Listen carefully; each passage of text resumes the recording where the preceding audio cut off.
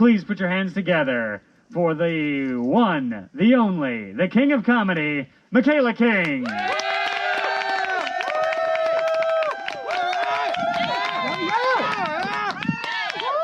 How is it going, everybody? Great. Awesome. Warm. You're warm? That's good. You had a few of those drinks back there? Drinks. Perfect. We're calling those the Pfizer. It's a take on the penicillin, and by that I mean it's a penicillin that I renamed in a cheeky manner. So enjoy. Thank you so much to Trevor, my co-host and co-producer at The Bunker. Yay! We are stoked to be in this backyard right now. We wanted to be at the Miners Foundry, as you know, but COVID restrictions state that there can be no entertainment indoors or out in a public venue. So here we are. But thank you so much for making it and making this happen. We are going to stream it online later, so that is very exciting. My name is Michaela. We have an awesome lineup for you tonight. Tina Marie is here. Yeah. Aspen Drake. Tom Wolfe. And the only, the one, the Trevor Wade. Yeah. So yeah, this is really fun. I can't see you at all. It is very bright in this spotlight. So you can pick your nose or do whatever. Be kind to your neighbors though. Yeah, I've been living here actually. This is my sister's house. And this is a pre-van moment. And it is a moment. I was just talking with a couple friends about the van and being like, yeah, I think it's just sort of devolving into eventually I'm just gonna like buy a used U-Haul or maybe a Toyota Sienna and put some sleeping bags in the back. Just cruise around like that. It's getting less classy by the minute. Which is surprising because a lot of people, I'm getting feedback that I'm very particular. Like, oh, you don't like to have like tons of dishes in the sink. You like to have them on the counter because you need the sink to do the dishes. I'm like, yeah, is that weird? Like, I guess I'm weird. Like, oh, you don't like cat poop in your room. That's weird. I'm like, am I weird? I don't know. I guess we all are a little bit. But I feel like sometimes people make you feel weird when you're not the weird one, and they actually are. Yeah. Like when my mom argues with me about facts, and then she's like, you're being disrespectful. And I'm like, okay, I feel weird now, except I'm not the weird one. But I guess in some ways I am a little bit particular and a little weird. Like I have some qualifications for dating, for instance, that people think are a little particular. Like hierarchy of nuts. Like snacking nuts, not the other kind of nuts. Get your minds out of the hay bales. So, because this happened pre-COVID, I was pre-dating someone. By that I mean we just worked out a lot together. And like working out, not a euphemism, just like actual working out. We would sweat and groan very near each other. And then be like, was that good for you? That was good for me. I'm a little sore from yesterday. It's perfectly normal. But we got to talking one day, and he divulged to me his nut hierarchy, because it came up because I made a granola, and I said, and cashews. And he's like, cashews, I don't know. I don't even know if they make it on my top 5. Yeah, thank you. I feel I am not weird amongst you yet. Yeah, so he's like, yeah, I don't know. I'm like, so, pray tell, sir, what is your top 5 then? He's like, well, walnuts, pecans, pistachios. I'm like, okay. Walnuts are number one. I mean, are these in no particular order? I'm still confused in the top 5. And then you said pecans, which is like a walnut, but like the fancy walnut, you know? Like the pecan is like the Andy Cohen to the walnut Anderson Cooper. Okay? Like, you take one of them seriously and the other one not so much. They all think they're doing something very important. One of them maybe is. pecan pie is not important. It's disgusting. So don't even try to come back with that. Like, but don't you like pecan pie? No, no one likes pecan pie. This is another thing where then you're going to make me feel weird because I don't like it, but you're weird. Or you're lying to yourself. Okay? Just a bunch of nuts floating around in corn syrup baked into a gelatinous sphere. Yeah. So he keeps going, and I'm like, okay. And then pistachios, I'll take that. I don't think they're actually a nut, but we'll go with it. They're a legume, I'm pretty sure. I'm aware that cashews are a legume also, but I still count them in my favorite nuts. Understandable. Then he says almonds. I'm like, acceptable. Yeah. Then he says peanuts. Wow. I'm thinking peanuts no one also likes. Okay? Okay, peanuts are fine. No one like hates peanuts. There are people that are deathly allergic to them. They still want to eat them though. They always want to eat them. They're like, oh, I can't believe you get to eat peanut butter. I'm like, it's fine. It's not that good. Especially if it kills, it's not worth dying for. But peanuts are like, they're just there. They're just ubiquitous, you know? They're like green bell peppers, okay? They're just cheap and everywhere. And everyone just goes along with it like it's normal, you know? You're like, oh yeah, it was in my Mexican food, and it was in my Thai curry the other night, and it was in the scramble I got from South Pine this morning. That's fine. No, it's not fine. They're just lazy. And again, no one really, I think people complain about green bell peppers more than peanut. I do, at least. All the time. I'm like, what the, they make me burp weird. But like, no one's ever like, man, I just really want a peanut right now.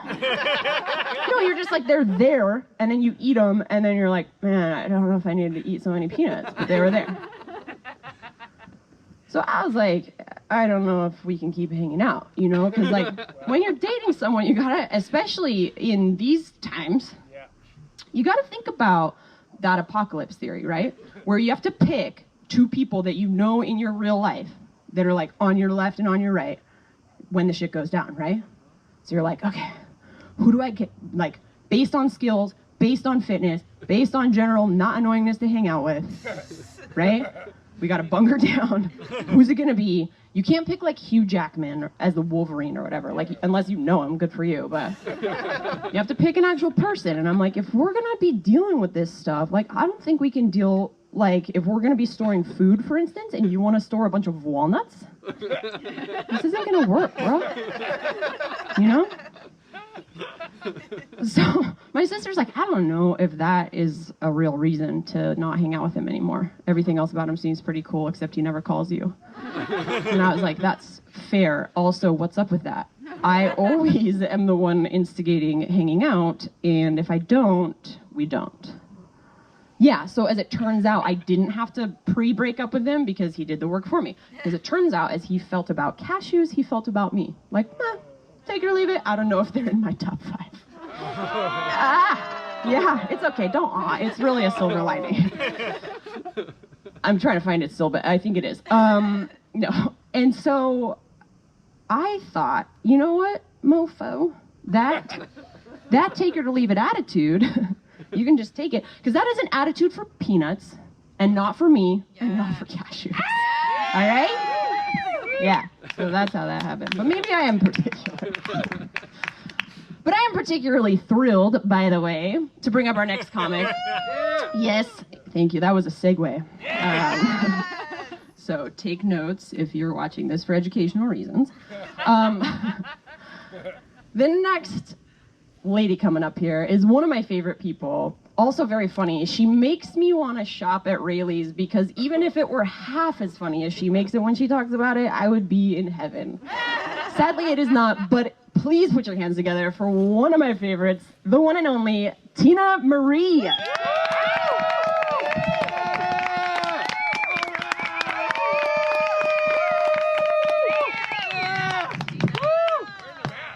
Hello, everyone. Oh, okay, sorry, there we go. Freedom. Is this green light flattering? Because, I don't know, I'm like kind of feeling it. Add a little purple, get some Barney up in here. Okay, so tonight, wow, you really can't see anybody. Tonight, I want to talk about aggression a little bit. And there's a few different types. One of them, which I know everyone can relate to, is driving in the car, listening to the radio. One of your favorite tunes comes on. So some Pharrell comes on, right? And you're like, because I'm happy, clap along if you feel like happiness is the truth. Because I'm... What are you doing? Come on, the light is green. Hello? Jesus. Because I'm happy. Yeah, so that's one type of aggression that I think is normal. I think everyone feels that way. Another is, have you ever had an animal, or I don't know, just been with an animal? Okay, not in that way.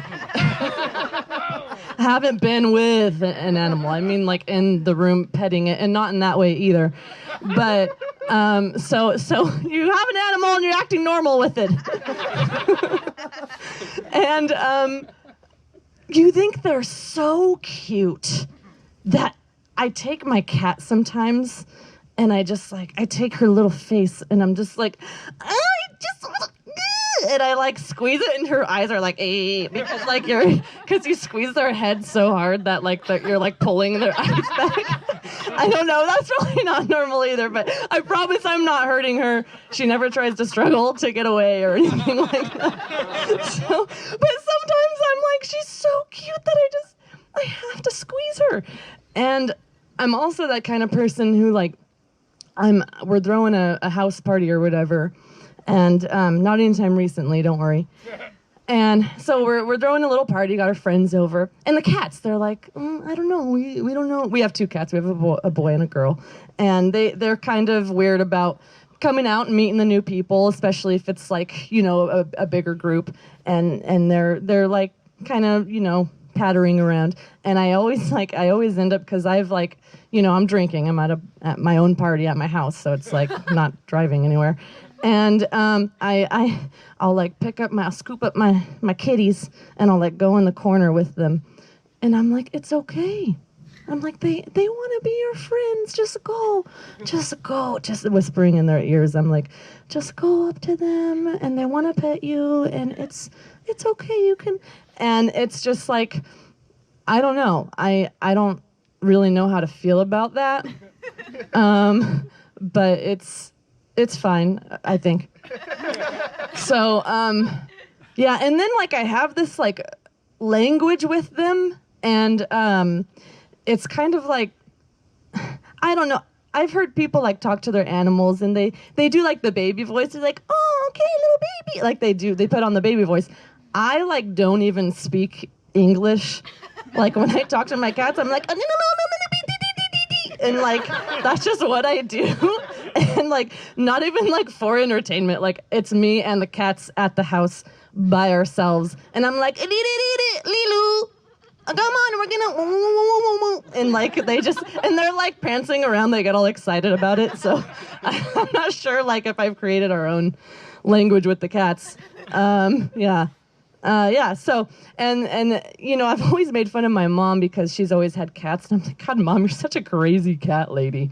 And I'm like, oh my God,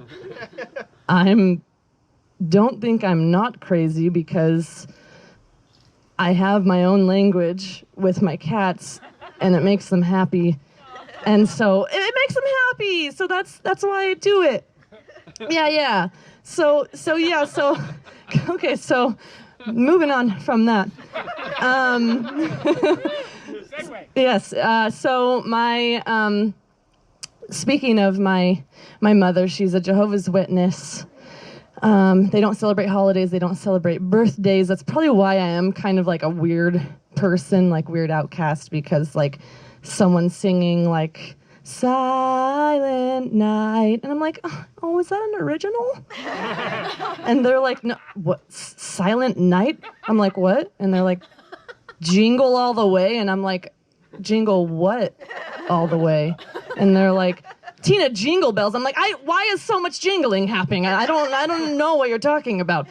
Yeah, so anyways, didn't grow up with Christmas music, so love it now. And then like most of my friends are like, turn it off. I don't. And I'm like, what?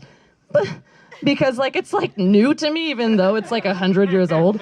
So yeah. So anyways, Jehovah's Witness mother, and she's when I just want to tell a little story of when I was in the 7th grade. That was a fun time. And yeah, super. We had a blasty blast in 7th grade.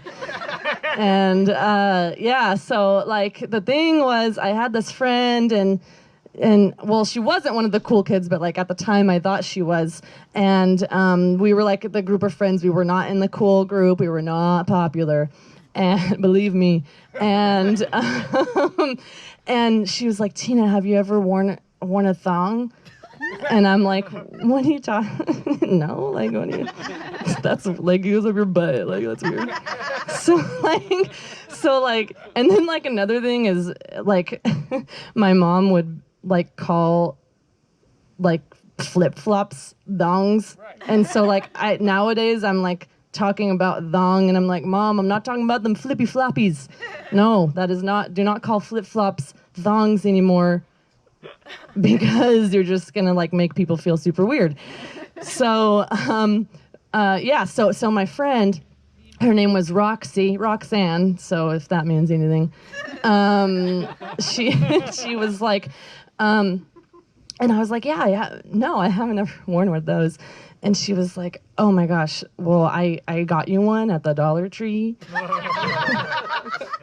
Because they have, she's like, I get them from the thrift store. So I'm like, well, thrift store, I don't know. I'll do Dollar Tree because they haven't been pre-worn by, anyway.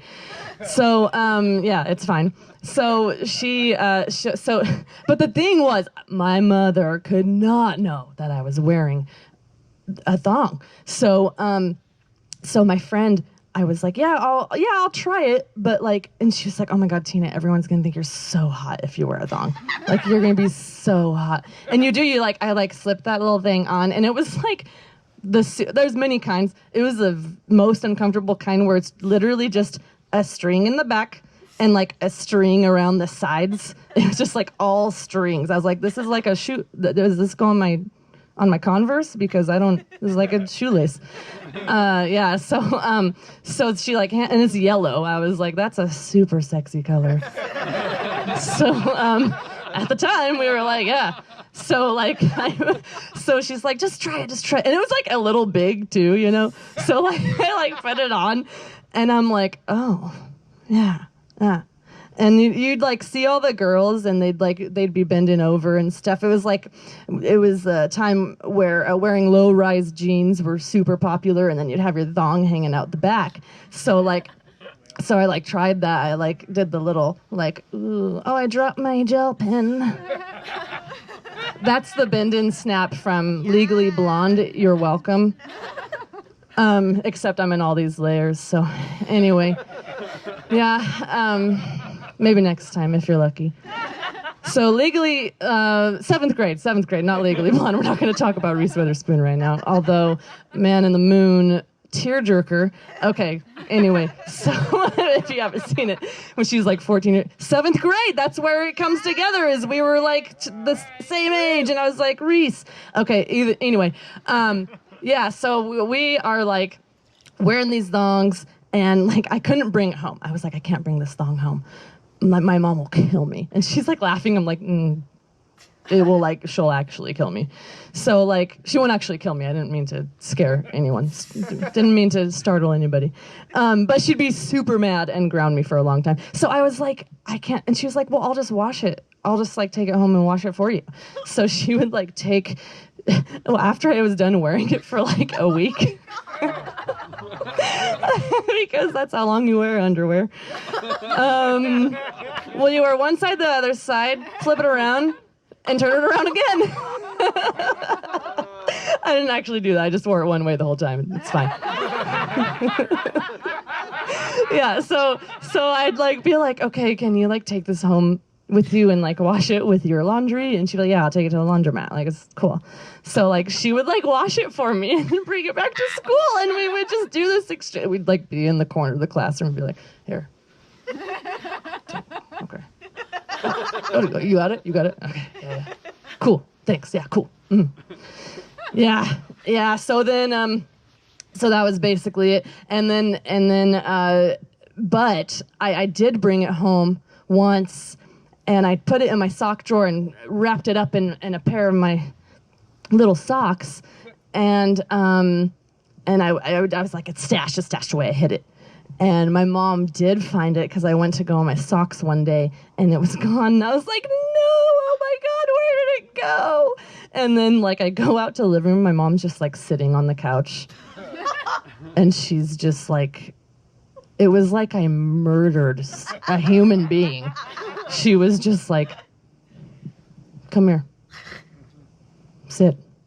And I was like, what? Did someone die? What's happening? And she's like, I found what you were hiding from me. And I like didn't know what she was talking about, because I was like, what's so bad that you were like tears welling up? Like, what is, and I'm like, what are you talking about? She's like, I found this is what she calls it, I found the G string in your drawer. And I'm like, okay, Mom, it's the same with the flippy floppies. You don't call flip flops G, okay, you don't call flip flops thongs. Yeah, it's fine. So yeah, and yeah, so that was, she was very disappointed. I was grounded for a year. Oh my God. So that was crazy. And nowadays she's like, I don't remember that. Like laughing about it. Like, Mom, I was so miserable that year. I was so miserable. And then that's also like when you're in middle school, you still have parts growing and developing. I'm still waiting for some to develop today.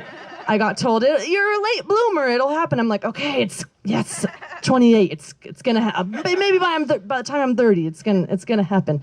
That's going to happen. So yeah, basically, don't hide your thongs in your sock drawer in your sock, and don't ever call your child's flip-flops thongs, because they'll be super embarrassed. So maybe actually do it, and yeah, if you're just wanting to give them a hard time. So that is it for me tonight. My name's Tina Marie. Thank you.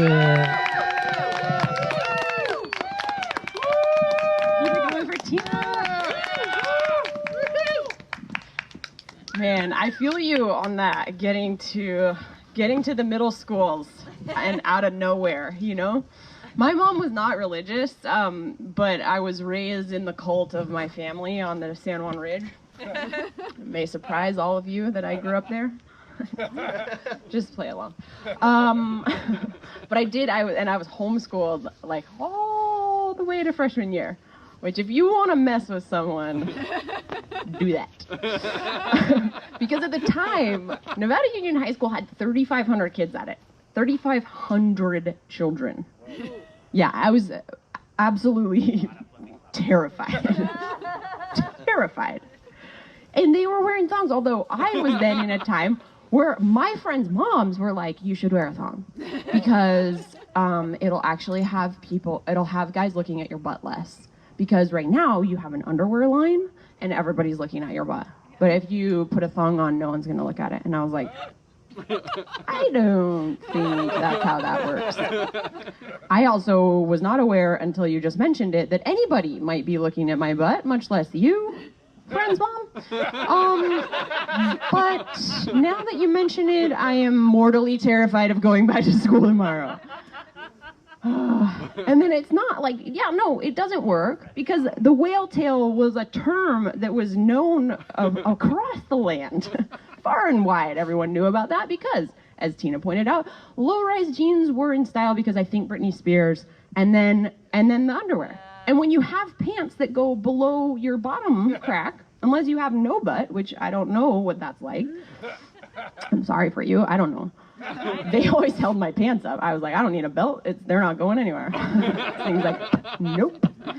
Yeah, but unless you don't have that, your pants are going down, your underwear are coming up. It's terrible. But yeah, I did grow up on the ridge, and I wasn't I wasn't allowed to watch television.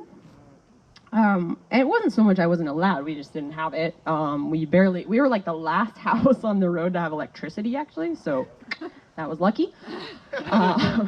We had electricity, we had a phone. I remember when the internet came about, and I was about 10 years old, and we had a dial-up modem, and I was like, this is absolute magic. And but we didn't even have Google yet, so it was like people were like, oh, it's a window to the world. I was like, no, it really wasn't. It was a window to some very weird 2D games that I played. Like I was like, Tetris. Yeah. But I did. So now TV like messes with me hard. So I went from like no TV to like, then I didn't really be in the habit of it, and now I just have Netflix and stuff, right, like everybody else. So when I have actual TV, like when I'm in a hotel room and that thing is on, I'm like seriously, I'm just catatonic. You can talk to me and I'm just like, what is happening? It's like, I feel like it's like when anyone from like a very, very foreign land goes to any other land, right? Like when I go to Yuba City also. What? For real though? You just have chickens in your parking lot? At Walmart? They've lived here for how long? 20 years? Okay. Yes, it's a pleasure to meet you as well. That's how I feel about watching TV. I'm like, this is happening? For real? It's like, this is okay. People like this? This advertisement sells the... Wait, is that Roomba? Roomba! Wait, what the... Oh, I'm sorry, what? Can we pause this? No, you can't pause television. Dude, did she just tell Alexa to boss Roomba around? No. And this is true. And this is another thing that people make me feel weird about, which is I don't like Alexa very much. And I do like Roomba a lot. She's adorable. She came to say hi to me the other day. Swear to God, I'm at the office, and it's at my brother's house, and they have a Roomba. And I'm at the office, and I just see through the bottom crack of the door a little Roomba. And I was just like, oh, probably not thinking about it. And he's just like, I snapped a photo, I kid you not, and I sent it to Trevor. I was like, look who came to visit. Yeah, this is what happens when you don't have TV growing up. But so there's an advertisement. I got so mad. There's an ad, and it's like Roomba's skipping around, and this family's like, bye, Roomba. And they're like leaving, and then the mom goes, Alexa, tell Roomba to vacuum underneath the kitchen table. Da. And I was like, oh no. I can't believe you. But this is what happens when I think you are only raised with and by animals. I'm not saying my parents were animals. I spent a lot of time in the woods with my brother. We were basically like Mowgli, and if Mowgli had a sister. And then you try to relate to AI. You're just like, oh, it's like my dog, right? Or it's like somebody. You actually put a person onto it. But speaking of animals and being raised by them, it is my pleasure to bring up our next comic, one of my absolute favorites. Please put your hands together for Tom Wolfe.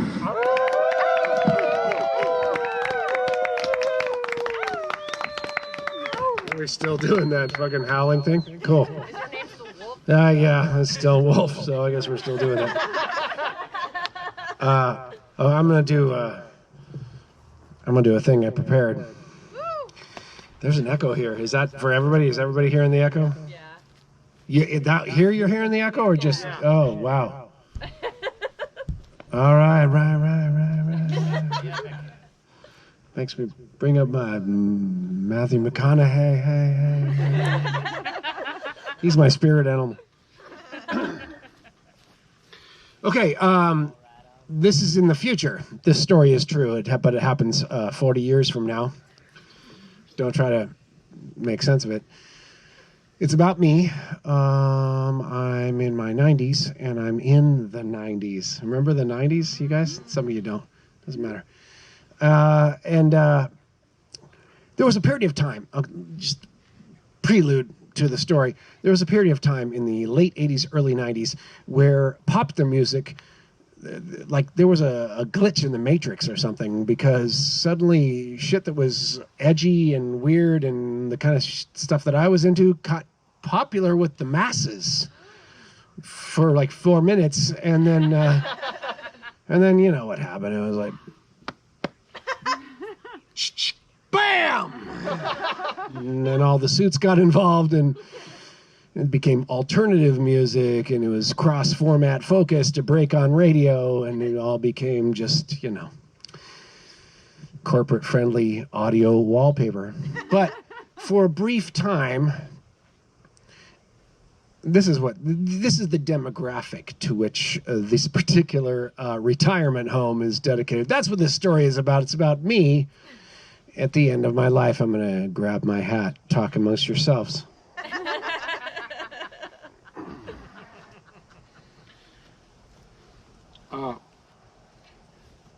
So I have some, it's visitation day, and a couple of my granddaughters are coming to visit me. They're in their 30s, they're adults.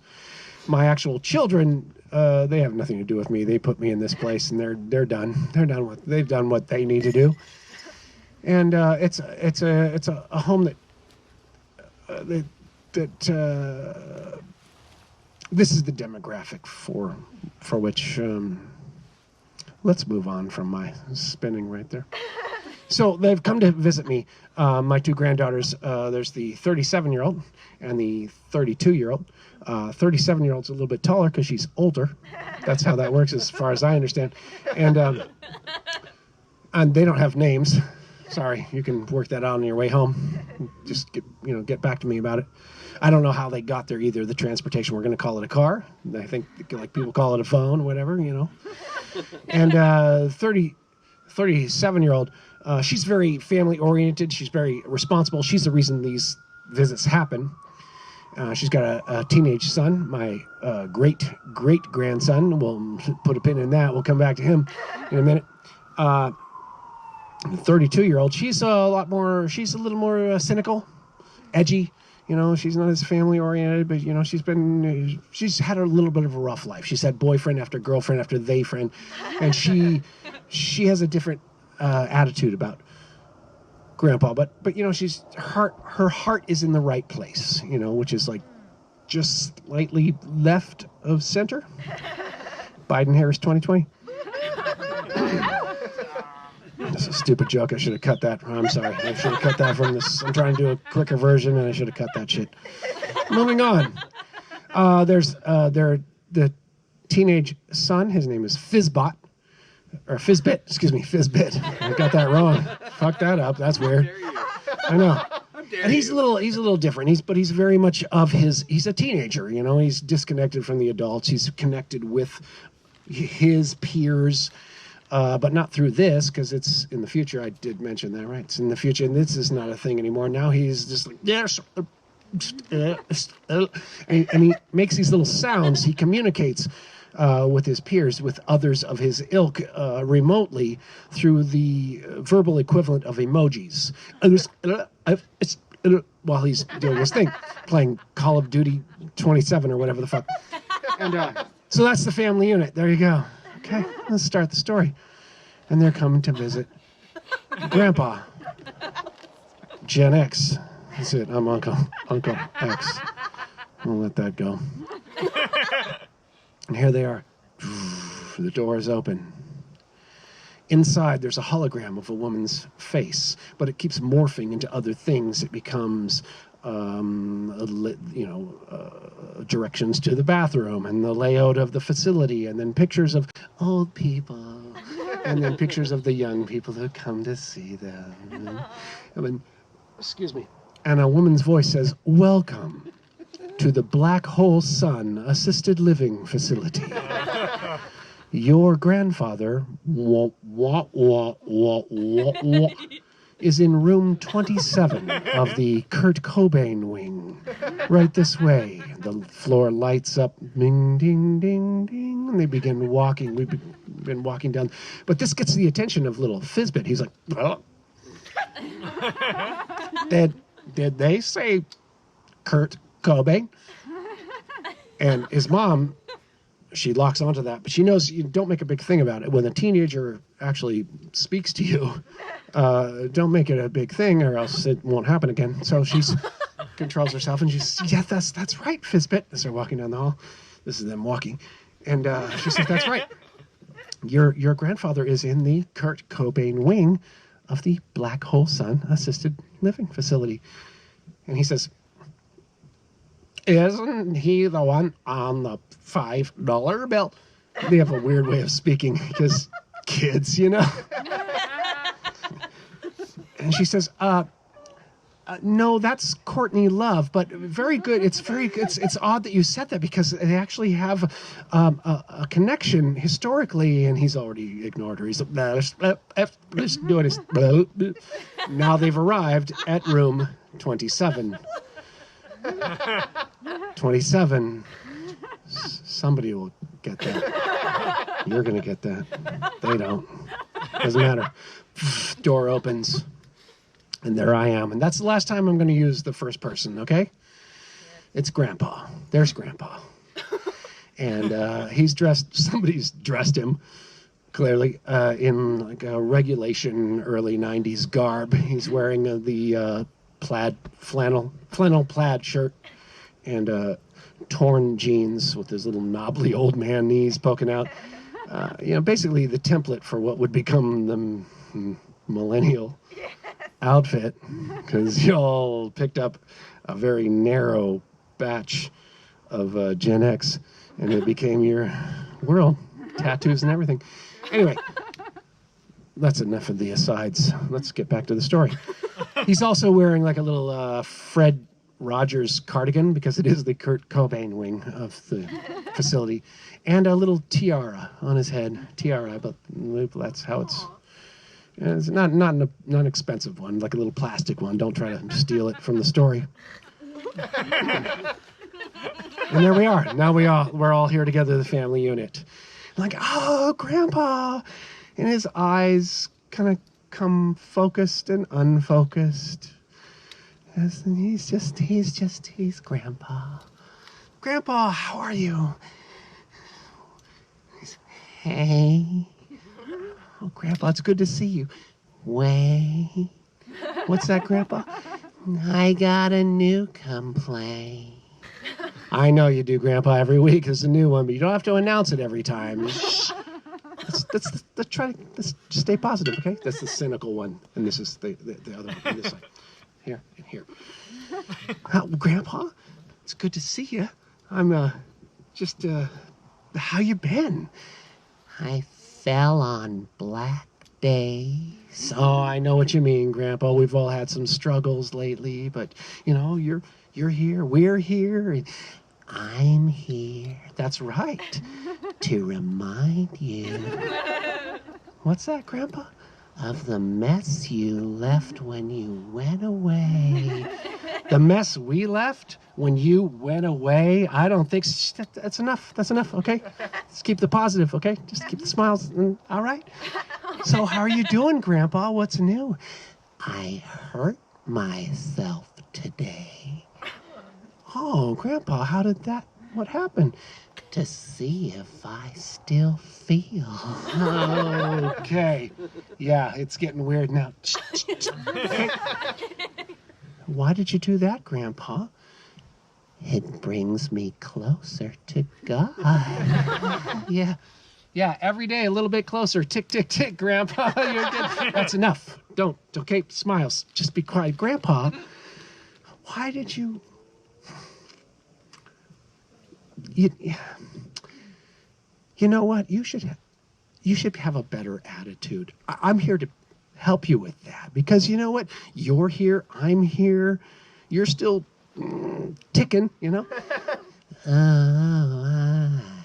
What's that? Oh, I'm still alive.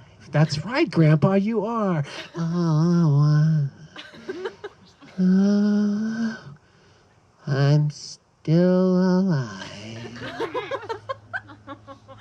She reaches in. Oh, Grandpa, you got a little bit of whoopsie on your chin. Let me take that off. As she reaches in, he gives her a little conspiratorial wink. He says, I'm so happy. Oh, Grandpa, why is that? 'Cause today I found my friends. They're in my head. Oh, okay. Well, we're your friends, and we're right here in the room with you. So, family can be friends, right? In my head.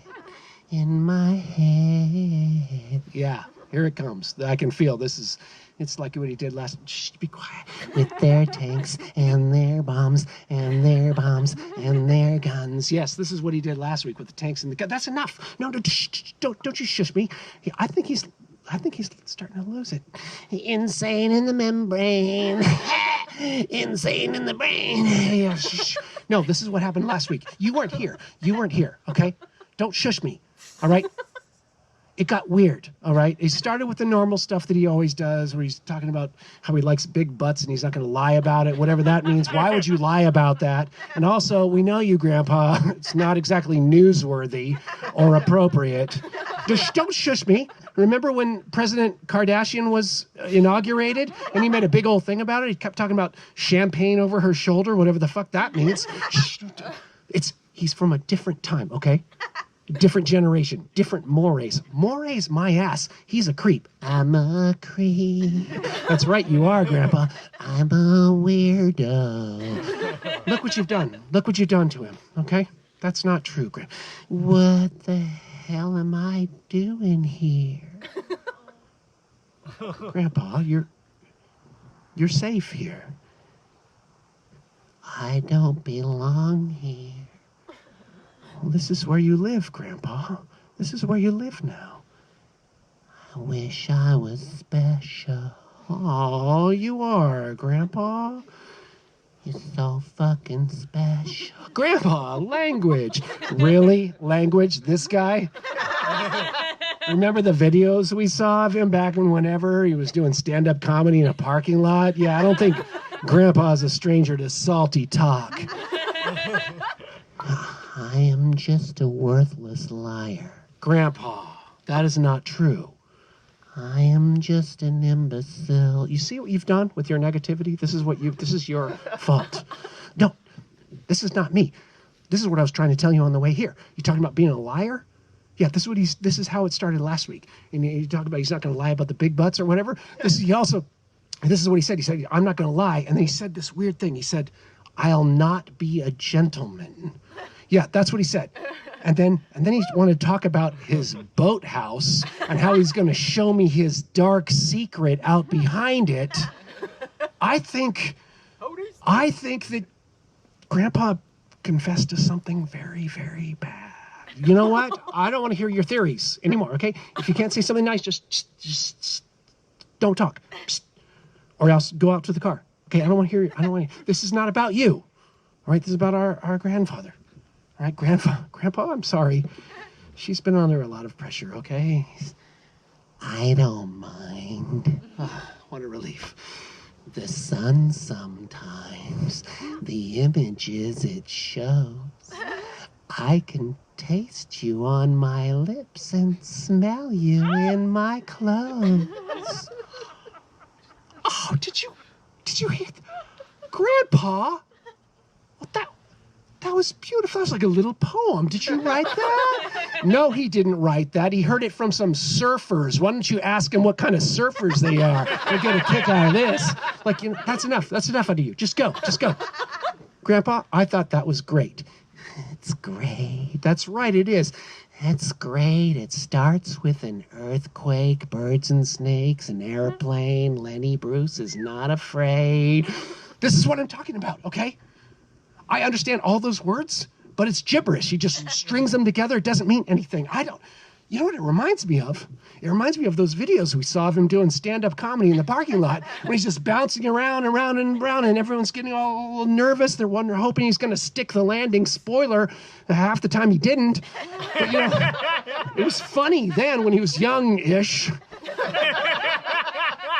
But now it's fucking tragic. Just go.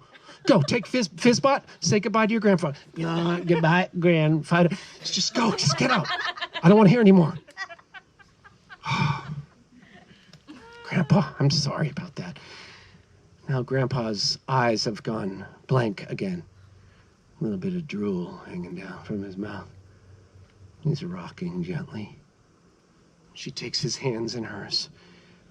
Oh, Grandpa.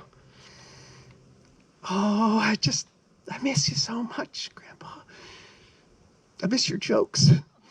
I miss even the big butt stuff. And I know you're here, but I don't know if you hear what I say, and there's things I want to tell you, but soy. What's that, Grandpa? Soy un perdedor. Are you singing in Spanish? I'm a loser, baby. Suddenly, Grandpa's eyes clear and focus on hers. So why don't you kill me? Kill me. Please. Please. She backs away in horror. As she turns to the door, she hears behind her. If I could you.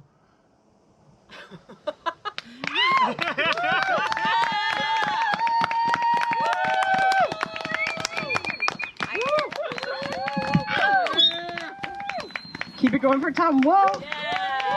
I love that story. See, Grandpa, everyone thought he was being weird, but he was the one not being weird. That's what I'm talking about. Makes so much sense. That's the only time I'll say that about Tom Wolfe. That makes sense. Clear as day. Definitely. No, the kids were weird. Kids are weird. I'm old enough to know that now. That's what I realized the other day. This is fully true, as all of my jokes are, actually. I don't know why I say that sometimes. I'm like, this is 100% true. I'm like, I actually always tell you things that are probably too true.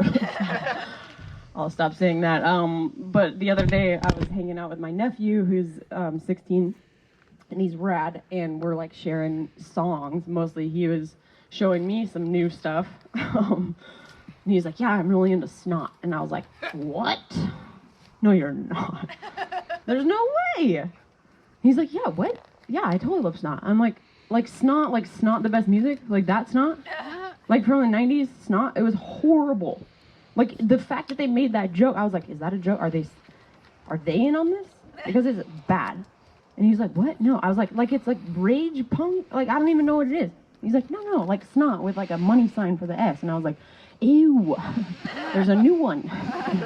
Oh, it's rap. I was like, I feel like I would have known if you had played Snot. I would have. And so we started talking about music, and I was like, oh, so, like, he was saying how he doesn't really like Screamo, and I was like, yeah, I get that. I was like, but do you like the Deftones? He's like, who? And I was like, the Deftones? And he's like, I've never heard of them. I was like, okay. I'm old. And now you're looking at me like I'm weird. And I'm not weird. You are. So he starts typing it into his phone, and he spells it right. And he's like, they don't come up. And he plays something, and I was like, oh, no, not this. Anyway, I educated him. But yeah, when people, okay, so that grandpa story is really great at highlighting the when other people make you feel weird thing. I feel like the only thing that might do it better is this. When you're driving your own damn car and you have a passenger, right? And it is cold outside, as it is right now. So this might be happening to all of you starting a week ago, okay? And you're driving, and everything is fine. And then there gets to a point where you start to search for why you are so deeply uncomfortable. And your brain can't quite get there. You're like, am I hungry? Like, are we fine? Like, are we weird? Did something happen in the conversation? I'm just like, I want to get out of here right now. I don't know what's happening, but I need to leave. Or I don't know. I hurt, like my back is, I don't know. And you can't figure it out, right? Because here's the thing. They have, and I know this from retrospect only, because in the moment you cannot know, but they have turned the heat up to a suffocating level, unbeknownst to you, because you are at 10 and 2, as we all are when we are driving, and they have secretly cranked that shit. And the problem is, I wish I had some paper here for you, because there's a very distinct graph that I have worked out on a small piece of paper in my notebook. And it goes like this. There's a line at which you go from warm to hot, and it's a pretty long segment of the graph. And then there's from when you go to hot to really fucking hot, and then there's when you go from hot to like freak the fuck out hot. Okay? The problem is that between hot and freak the fuck out hot is the temperature at which your brain turns into a lizard. And so you can't know what is wrong. So before you can figure out what is wrong, your brain's like, I'm so warm. And it just like shuts down. And then meanwhile, you're like, I'm feeling like escapish. But your brain's turned off. So you can't problem solve this. And they're sitting there like fine. And so you're like, I'm deeply uncomfortable. And you like look over at them and they're fine. And you're like, maybe I ate something weird. I don't know. And then finally at some point, like through the base of your brain stem, like some little message peeps out. It's like, it's so hot. And you're just like once you get that message, you're like, oh my God. And you like out of nowhere, you're just like, do you need this right now? What? Are you fine? Why is it so hot? And they just like look at you like, did you do meth while I wasn't working? What the fuck is wrong with you? And you're like, no, dude, I'm not weird. You're weird. Okay, maybe I freaked out, but you're the one that's willing to just die a slow, sweltering death. And kill me too, which, by the way, is pretty macabre, whilst I'm driving. I'm not the weird one. You're the one making me feel weird for being the normal one. No one wants to suffocate to death in a minivan. I'm just kidding, I'm not buying a minivan. Don't spread that rumor around. All right, we're going to keep this show going right along. Coming up next, she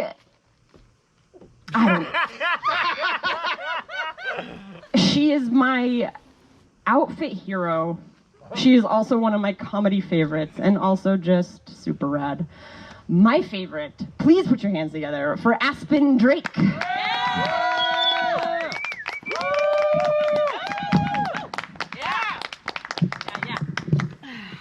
Heroes have humble beginnings, and I'm here to talk about those tonight. This may come as a shock coming from someone who does stand-up comedy, but I was bullied in high school. Yeah. I want to be cordial, so I won't call out this institution. I'll just call it B River. Flows better. The first thing that really set me back when entering this institution, unbeknownst to me, there was a elementary school and a middle school next to the high school. So all the kids who went to high school, or most of them, went to these two schools together before graduating. And so I had already missed out on 8 important years of trauma bonding. Meanwhile, I was going to school out in the hills, singing Kumbaya and learning, if it's yellow, let it mellow.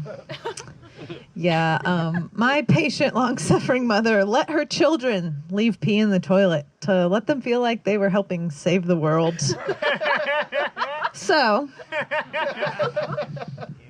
now that I've convinced you to be on the side of my bullies, let's get back to me entering high school. I was not a whiz at physics, and I learned that right off the bat. But English was my safe place, or so I thought. So something that really surprised me entering my freshman English class was our homework, which we were assigned vocabulary words, and then we were to draw pictures to match the vocabulary words. And I remember thinking, this is it? This is the pinnacle of my required American education? It makes sense looking back, but then I was disappointed. I was like, okay. What perturbed me even more was that half of my classmates didn't even finish the homework that I'm sure they could have told their siblings to do for them. And I knew this because our English teacher would take ample time out of English class to rant about how half the class did not do the homework. Well, I was amazed when we finally made it to reading our first novel in that class, and that novel was Ender's Game. Yeah. Now, there's some Ender fans in the building tonight. If any of you have not read this book, published in 1985, plug your ears, I guess, because we're going to get into it. Okay? So Ender is a 10-year-old boy who you've probably also guessed is the protagonist of the novel.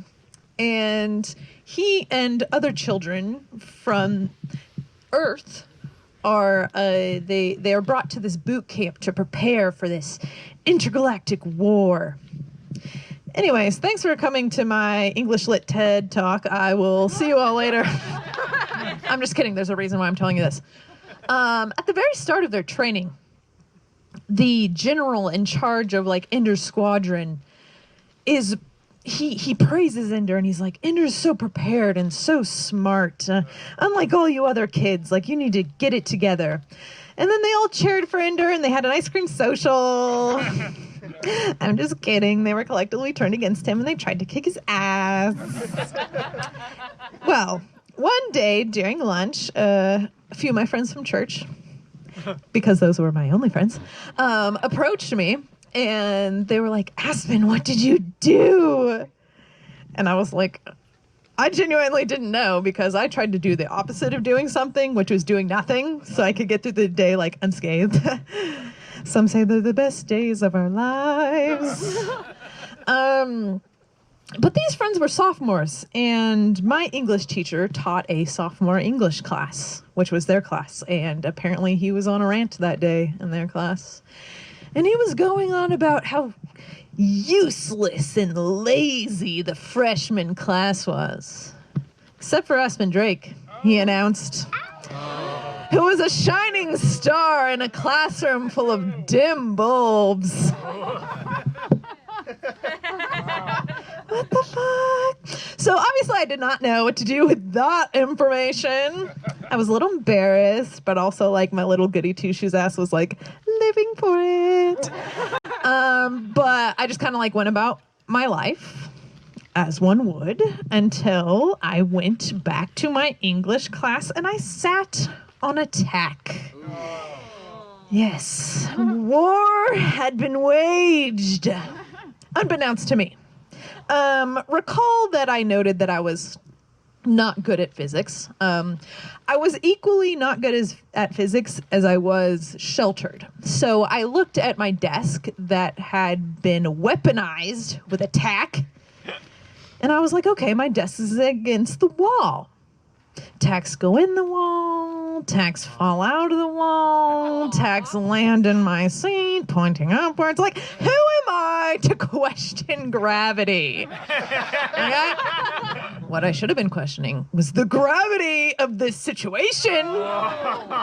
Because as we read Ender's Game, we learned that Ender's teacher, I meant the general, my bad, praised him publicly in front of the other students on purpose to elicit the very violent response that Ender got. Because the general saw potential in Ender and wanted him to join his AP English class. I mean, okay, I'm mincing metaphors here, but what I'm saying is, my teacher weaponized my peers in psychological warfare against me, and they didn't even know because they didn't even read the homework. Okay? So, I will say though, it worked. Like Ender, I rose above my situations. Thank you. It really was a crucible. I ended up transferring schools where instead of learning to draw, I learned how to read and write. an establishment whose collective expectations were so low, I ended up being elected prom queen. Thank you. Still not living on that high or anything. And then, all I have to say is, I'm weirdly grateful for the challenges that I faced at that time that brought me where I am today. But I do want to part ways with comparing myself to Ender, because at the end of the book, he kind of sort of accidentally commits genocide. And I don't need something like that on my conscience. It's not a good look. I'm not an English teacher, after all. Thank you.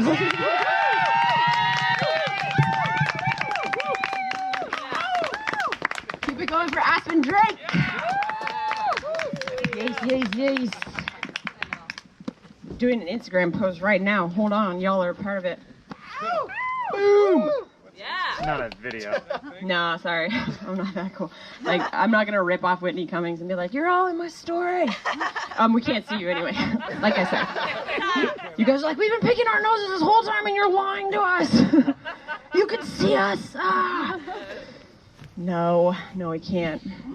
The last thing I will say is I often have to talk about my comedy to people that don't watch it. Which I'm like, it's not going to be funnier when I explain it to you. That's not how jokes work. They're like, so what did you talk about? And I'm like, maybe just come or watch the video now that we have one. Because this isn't going to go well. So I literally did explain to my sister, I was like, yeah, I was doing this thing about how sometimes other people make me feel weird, and I'm not the weird one. And I was like, and I talked about, oh, you'll like this, because my sister hates it. And she didn't get that I was being sarcastic. I was like, you'll like this one. I was saying, like, for example, I said, like peeing in the shower. Everybody does it, but if you say you do it, everyone's going to look at you like you're weird. And it got very quiet, like it did right now. And I was like, no, you guys.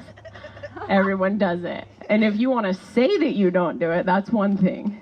But if you don't actually have never done this, you're weird. And she was like, oh. And I was like, you still haven't done it, huh? Weirdo. Speaking of weirdos, we have one comic left for you. Another segue. Coming up finally, for your enjoyment, my favorite, the T to the R to the E to the M, or Trevor Wade!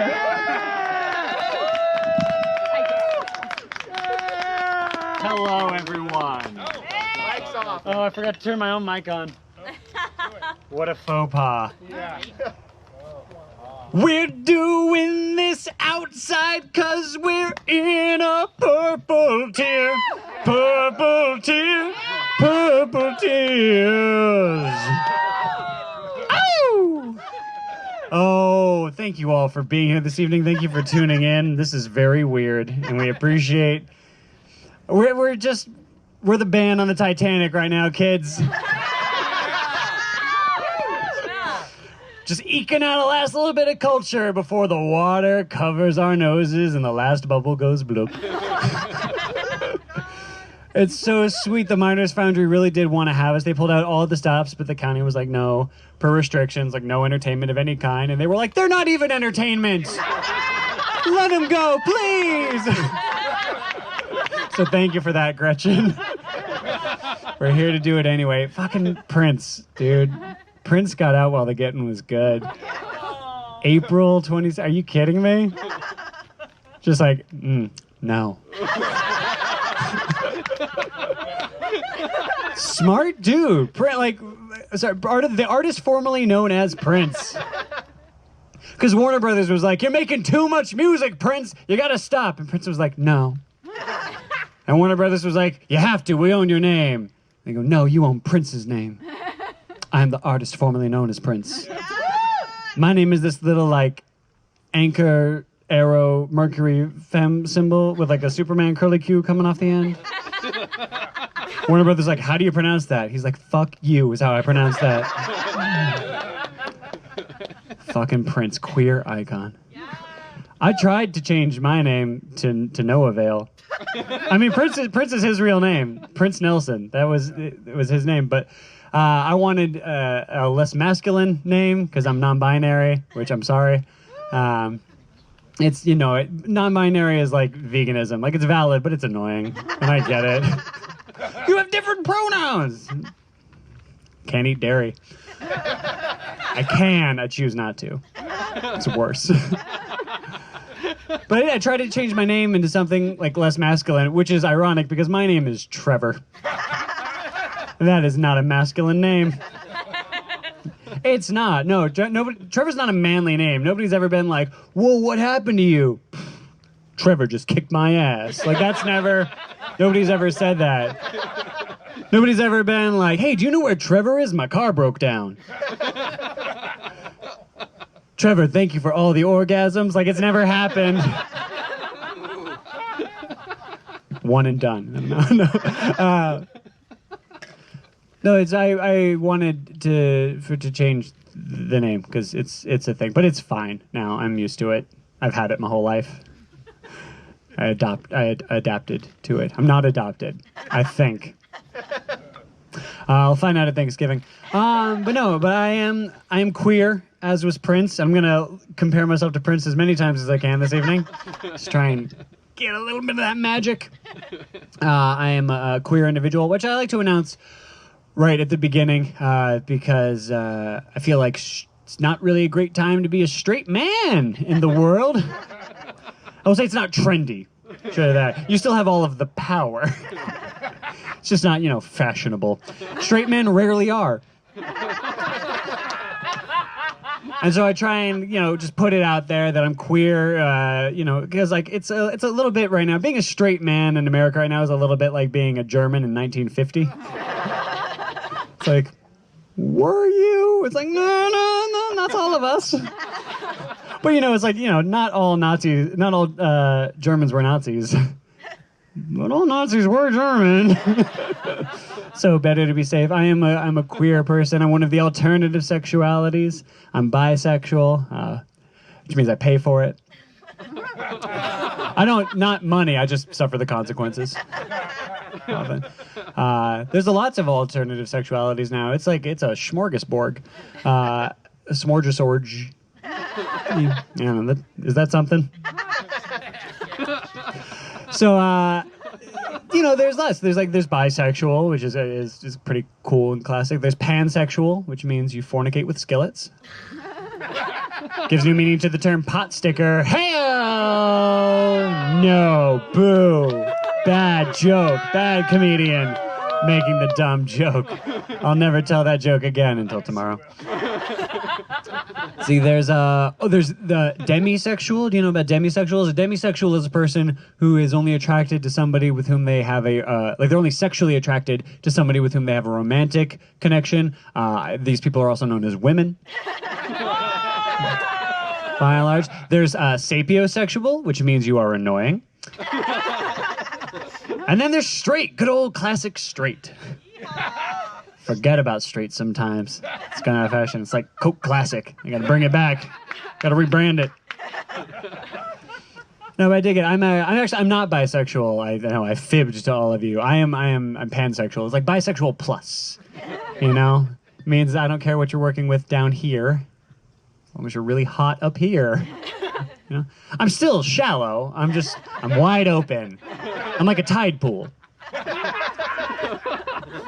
I know it's interesting now being queer as a me because I'm in a relationship with a woman which is pretty damn straight, and I like it very much. She's my best friend, and shut up. And it's they awed if I didn't pick up on the mic.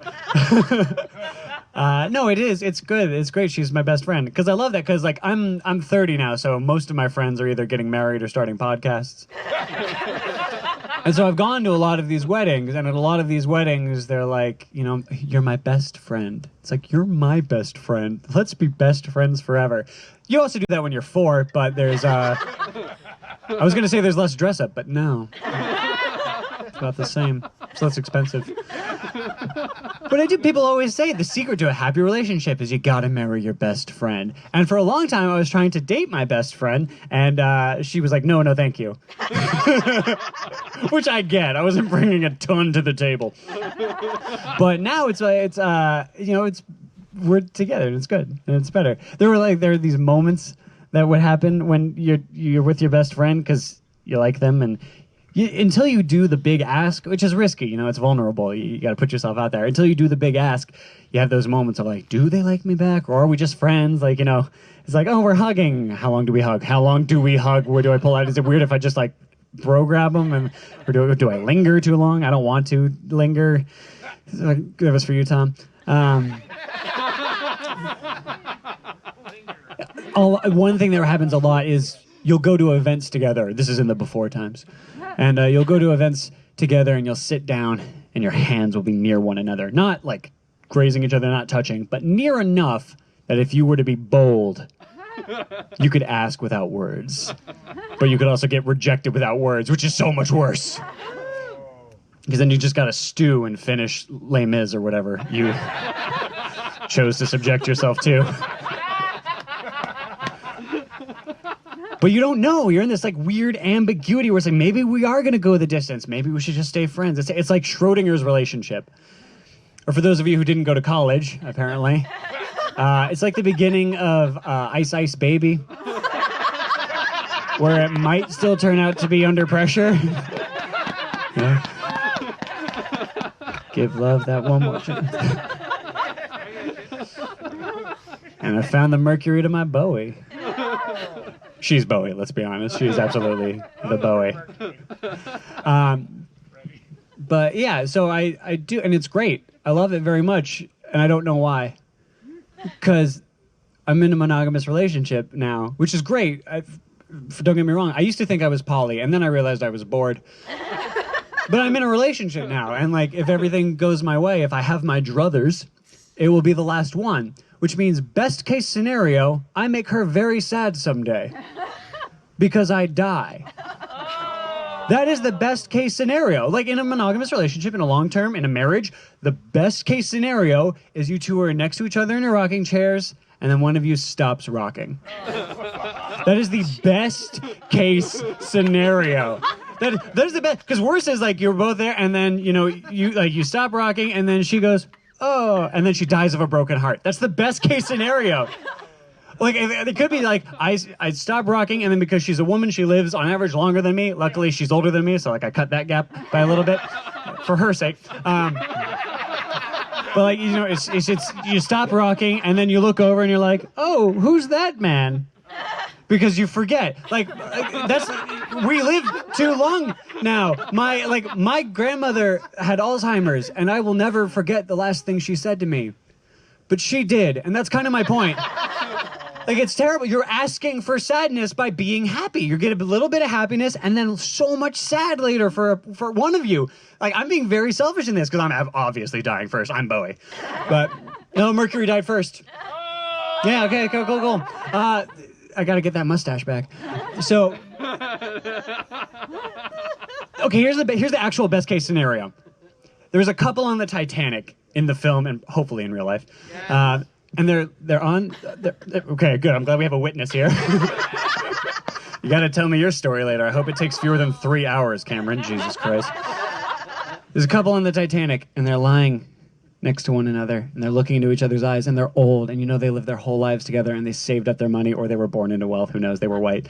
And so they're watching, and the water's just rising, and they're holding each other, looking into each other's eyes as they get colder and colder and freeze to death. That is the best case scenario for a relationship. I hope on the plane that hit the World Trade Center, there was a happy couple. I hope there were two people that didn't have to make a phone call, and they just looked at each other and like, I got you. And then like, I hope that was something that happened. Wow, you got uncomfortable. We're on the West Coast, right? Like, nobody in New York is going to see this. Hi, New York. Sorry about de Blasio and Cuomo and Giuliani and all of them.